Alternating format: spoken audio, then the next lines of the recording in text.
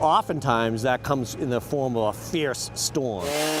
Weather that knocks out power, something President of Eversource Connecticut Electric Steve Sullivan knows about all too well. Over 50% statistically of our customer outages are caused by trees. And then when you turn to a large storm, over 90% of our outages are caused by trees. Tree troubles that have Eversource sweeping more than 4,000 of its 17,000 miles of power lines. Trimming trees, reminding customers along the way that one in their yard could create a ripple effect if it falls. Probably not just going to affect your service, it's highly likely to impact 500 or 600 of your neighbors as well. Believe it or not, it's been more than 30 years since the last hurricane made landfall in New England. And when the next one hits, trees won't be the only concern. For instance, our poles. We're changing out many of our poles with taller, stronger poles. All these steps to deliver electricity in any weather come at a cost. Across all of Connecticut, about $1 billion of investment this year. Keeping the power lines intact isn't the only worry. ISO New England oversees the whole grid and the mix of energy sources to keep the juice flowing. In New England right now, we use the most energy in the summer. One of the concerns is as we continue to rely on electricity more and more every day, New England may switch from a summer peaking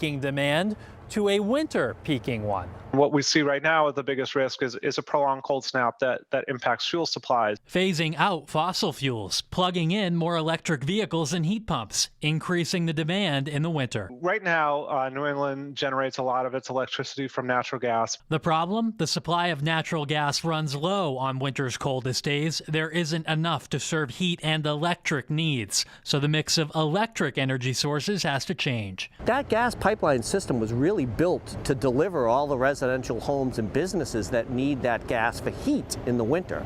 And that's who gets it first. With the electric grid next in line for that natural gas, less electricity is available. That leads to the problem people in Texas and the Carolinas faced recently, rolling blackouts in the middle of frigid cold to keep the grid from failing completely. Power is out for several days. That is a true crisis. Having enough electricity on the most extreme weather days will be a concern until more renewable sources come online. And until then, we have this issue with heavily dependent on natural gas for our energy supply, and it's a pinch point in the winter. One solution, power from windmills, a source that won't have a great effect on the overall grid for several more years. I'm meteorologist Ryan Breton, Fox 61, Connecticut's news station.